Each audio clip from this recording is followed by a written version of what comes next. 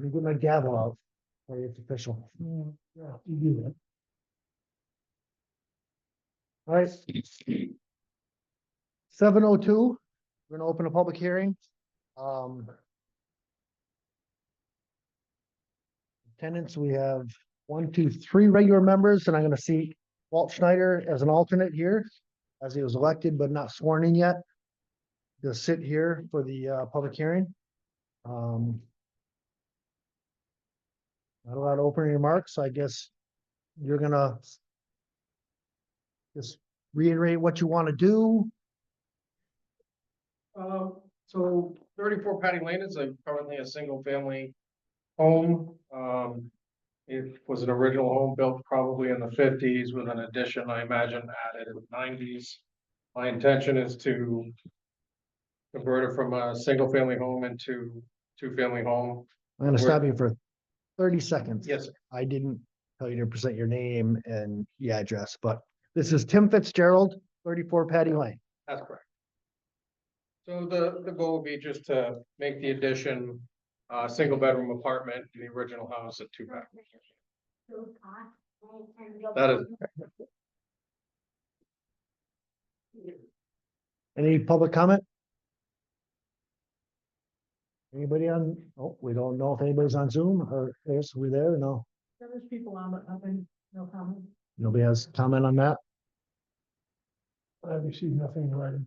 You've received no comments on writing on the for the public hearing? Right. All right, I will, Move to close public hearing. Second.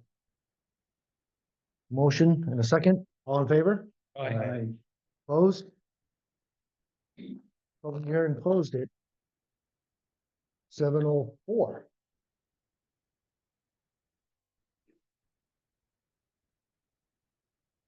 So here we'll open our regular meeting at 7:04. Same people seated, 3 regular members. Myself as chair, Dalton Jack here, Cooper Brown, and tonight I'm gonna see Walt Schneider as an alternate. So congratulations and welcome, Walt, being voted as a regular member. Tucker's here in attendance. You guys gotta go get sworn in to town clerk. And we'll go from there. I talked to Brian Junior today. He was gonna try to be here tonight, but he's gonna go do the same thing. And then you guys, please show up because you never know when you'll be seated. If we had another alternate here tonight, be seated right here. So. All right, so moving on. Approval amendments of the minutes from the prior meeting. So the next day we did get, it was typed wrong, misconstrued. It was Cheryl Dunce speaking and not Cheryl Bunce. So there's gonna amend that. Other than that, we all got it. Everybody happy with everything but that? So a motion to approve as amended. So moved. Second. Motion made and seconded. All in favor? Aye. Opposed? There we go. So CEO report, you're on, George. Been pretty busy in the office, with a lot of phone calls, people asking questions about what they need to do for permits and so forth. I issued 2 permits for the month, one for 15 Furnace Hill Road for a generator pad and a propane tank, and one for 187 South Canyon Road for the placement of temporary construction trailers. I've got an email of information and a complaint regarding a business operating in a residential ag zone. Letter was drafted and sent to the owner with a request for contact and corrective actions. I've not received anything back yet. It's still outside the window, said in the letter. So I'm waiting on that. Provided necessary materials for a special permit to Canyon Country Club for requesting to have live entertainment in the clubhouse. And I did an annual site visit over on West Main Street through Dick Bunce Excavating for his mining permit. All good? And that covers the actual. All good there? Yes, everything's going okay. In accordance with the mining plan. All right, thank you, George. Moving right on. So new business. Canyon Country Club application for a special permit for entertaining at the clubhouse. You're on. George, with paperwork? Bill has the application. Okay. Which he's. My name is Joe Catroci. I'm the owner of the Canyon Country Club. And that is the application. I do believe it still needs wetland signature. They're given the wetlands, they have said I can sign off on stuff that has no bearing on wetlands or whatever. and Yes, maintain it in it's the inside, clubhouse. it's inside the four walls. You're not altering it outside. George has that ability to sign that off. I can take care of that. Any questions here from the board? No, that's how I went through it last time, right? Have next step. They're here. So we need to accept the application. So moved. Second. Moved and second to accept the application. All in favor? Aye. Our next step is to set a public hearing, would be for our next meeting. and December it's for 8th. December 8th. Motion to set public hearing for our next regular meeting, December 8th, 7 PM. Second. Motion for public hearing, seconded. All in favor? Aye. Aye. Opposed? Go. Great, thank you. So you'll be on. Show up with bells on. Show up with bells on for the 8th. Thank you. So there's a, next item of business is special permit application for a change of one family to two family of 182 East Canaan Road. I have the application here. It is not complete because Plimpton Area Health has not completed their part. Okay, so I guess we gotta table that till we have a complete application, I guess. You want to make that as a contingency to it, but it should be tabled. Yeah, I feel it should be tabled till the next meeting, Yeah. until we have a complete, Yeah, this is not complete. complete special permit application. I'll make the motion to table. Second. All in favor of tabling the application, Aye. Aye. opposed? Table to the next meeting. Old business. We need to address a letter that I read in the record last month from Robert Sprague.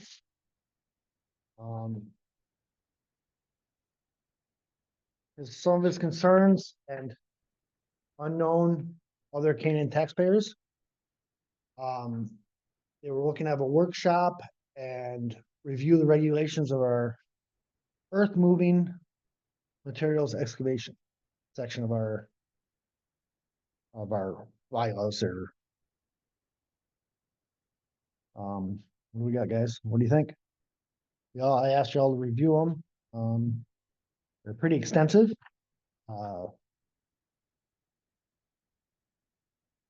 There's a few that have been updated since 2003.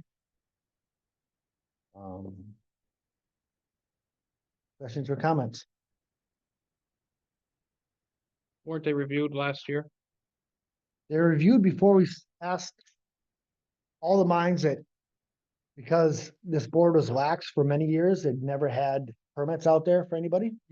All the mines came into compliance with the existing regulations as of last year. They're all issued special permits, and George's in the process of doing Your visit. site visits to make sure they're still in compliance. They're at outside the scope of what they told us last year. And so far, nothing's come up outside the scope. Of the mining plans, right? Walt, you said you had some questions? No, I just was wondering. Time frame with the grandfather thing. So I was questioning. after you talked to me about that, I did review it myself. And there's a section in here that actually defines that existing mining operations in existence prior to the effective date of these regulations. So this regulation was adopted in 2003. I think most all of them are in operation before 2003. I mean, I think all the ones that we permitted were in prior operation. Okay. Yep. What we went through made them look at what our regulations are. They each came in and gave a presentation of what their scope is and what their plans are in the future.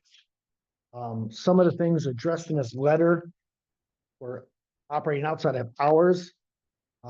There's a section right here under, I'll give you the article here. Article and Article 19, Canyon zoning regulations. 6A-3. Normal operating hours for operation shall be limited Monday through Friday, 7 a.m. to 5, and Saturdays 8 to 1. There should be no mining operations or blasting on the following legal holidays: New Year's Day, Memorial Day, 4th of July, Labor Day, Thanksgiving, Christmas Day. In addition to normal hours, an additional 200 hours of operating to cover emergencies such as weather delays, breakdown delays, or seasonal demand can be scheduled in an industrial zone at the operator's discretion, but the operator must fax, and we went through that last time, /email. /email the ZEO before such operation begin. So if you go further down in this, maintenance of equipment is not related to their 7 to 5. I didn't highlight which section. Maintenance or repair of equipment are not considered mining and are allowed as necessary outside normal operating hours. They're subject to good faith effort to minimize unnecessary noise. I mean, I guess if you're out there banging around and running a hammer and everything else, well, that would be, That'd be considered mining. yeah. Well, not necessarily. Well, not necessarily, but it would be good outside of good faith efforts. Unfortunately, the machinery they move around, MSHA requires that they have a backup alarm. So if you're literally backing it out, that backup alarm's on. MSHA law. So that was part of this, the letter we received. The other part of the letter was that most of the notification has been secondary after the action and a complaint has been lodged. I think we've alleviated that because if you can find a fax machine today, at least with an email, it's timestamped.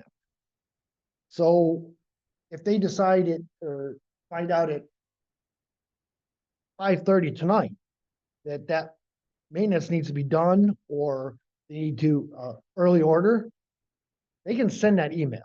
And that email is timestamped going to the ZEO. So it alleviates any he said, she said, oh, I forgot to call. No, a simple email, boom.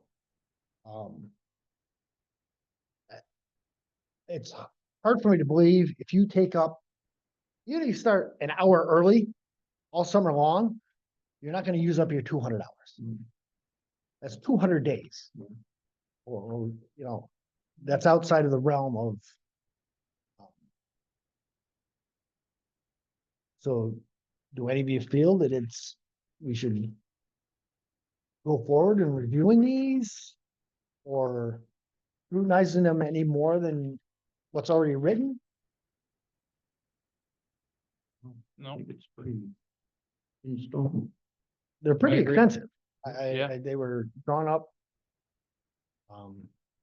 So there's one section in here that sort of did puzzle me.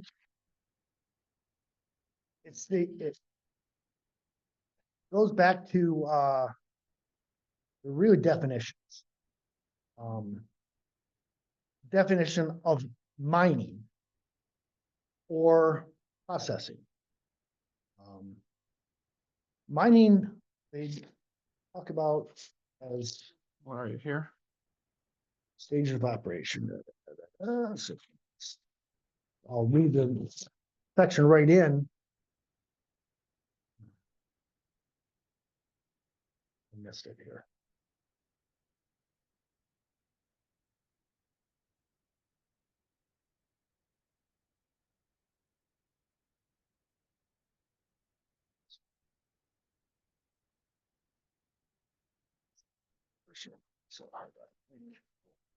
So,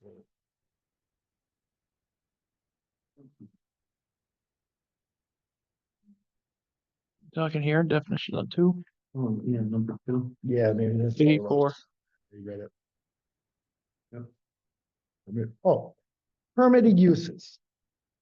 That would be, still be under section 19, article 19, section 3, permitted uses. So there, it lists what don't need permits.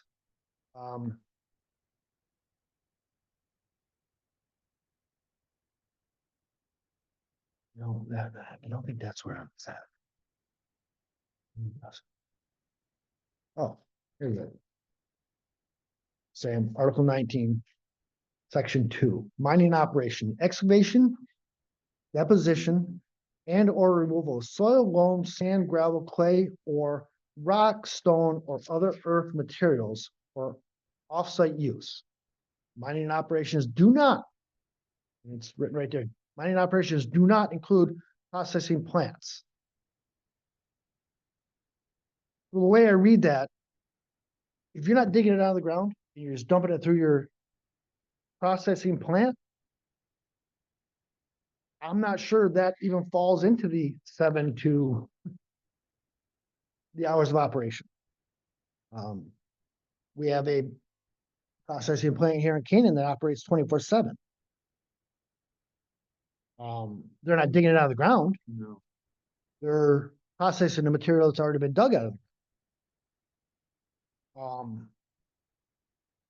So that was the one that sort of tied a lot of this together and a lot of the complaints that have been lodged together for me.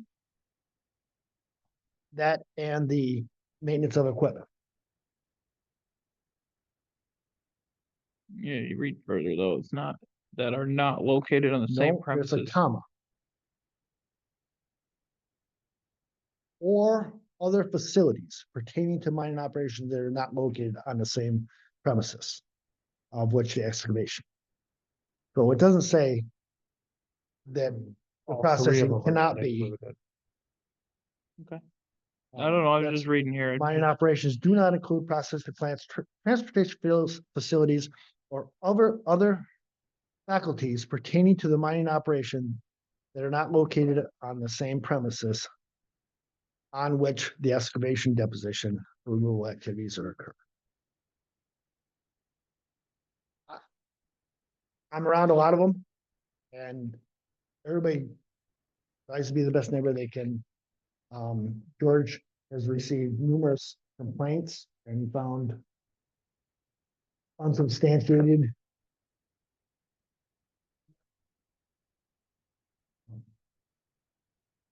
Anything else, guys? No,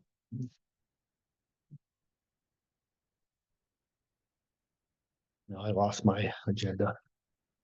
here,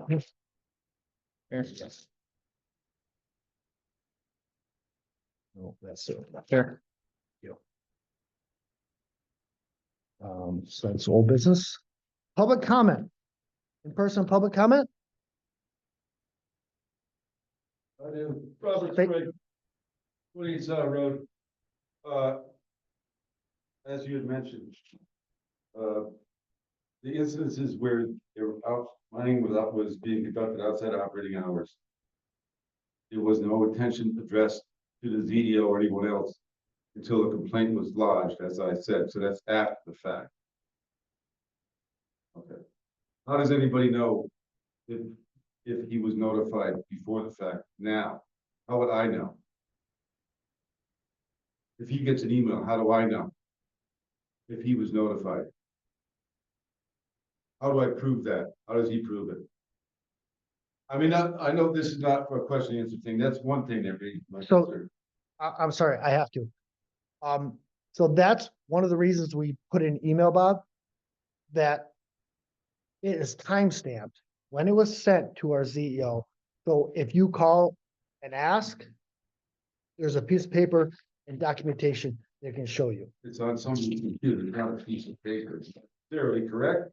And we know what it can have to laptops, but anyway, that's stupid talk. But that's one thing, one issue. The other thing is. All these bonding requirements that are in the regulations. And the maps that are supposed to be in place for these mining operations, where are they? And where are the bonding requirements that are required for these operators to have for thousands and thousands and thousands of dollars? For them to be doing these operations. And it's supposed to have bonding from land that they're doing now and what they're gonna do in the next year. There's supposed to be a $10,000 bond for every acre that they plan to do. Mine in the next year. Where are these records and where's this money or these bonds? Can I see that they're in place, or is it not my business? That's the second question. And also, there's also a limit on how many acres of land can be open to mining operation. It's 5 acres. Who's monitoring that? Who's checking all these regulations that are supposed to be followed? Those are my concerns. If you don't want to do anything with the regs, that's fine, but let's enforce their regs just like you enforce the residential. Reg. All the residents have to go by the regulations, the mining operators have to do the same thing. I want to know and be assured that these regs are being enforced on the operators, not just some talk. And that's what I've been getting for the last 20 years, talk. And the intent of the regulations is for quality of life issues for residents, not for the operators. Sure, they gotta make a living, I get that. But people live in these areas where they mine. What about their concern? You're talking about concerns for the operators, what about the residents? Because it specifically says 3 times in these regulations that these regulations are for quality of life issues for the residents of the town of North Canaan, not for the operators. And I'm not trying to deny anybody their well-being or their living or anything, but these regulations are put in place for the residents, not just the operators. So we're looking out to protect not the operators, but the residents. That's my concern, because I'm a resident, not an operator. That'll do. Thank you. All right, thank you. Any other public comment? Nothing else from the audience? Anybody on Zoom, Airs? No public comment from anybody on Zoom? Yes, Christy wants to say something. Hold on a second. Hi, guys. For those of you who don't know me, I'm the newly elected town clerk for the town. And I'll be in the office Wednesday. Name? Can you hear me? Yeah, you gotta say your name, Chris. My name's Christy Sagala, and I'm the newly elected town clerk. Did you get that? Yeah, we're good with that. We just wanted to. Okay. I thought I said it. Maybe you guys didn't hear it at first. I just wanted to let everyone know who needs to get sworn in. I will be at the office Wednesday and Thursday this week from 8:30 to 3:30, and we are open for lunch. Right, perfect. Okay. Swearing in, they could contact you between those hours and make an alternate. So some of them work out of town. Yeah, that's fine. Just give me a call and we can make arrangements. Perfect. Anybody else on Zoom?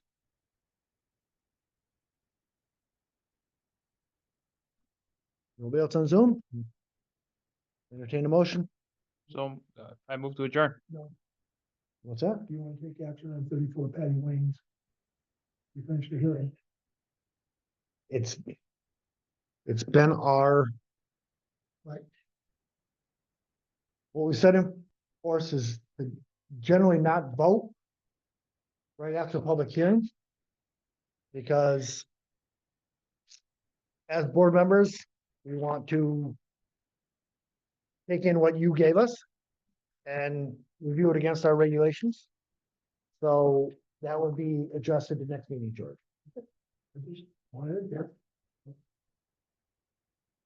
So that got interrupted there. So Yep. we do have a motion in a second. Move to adjourn.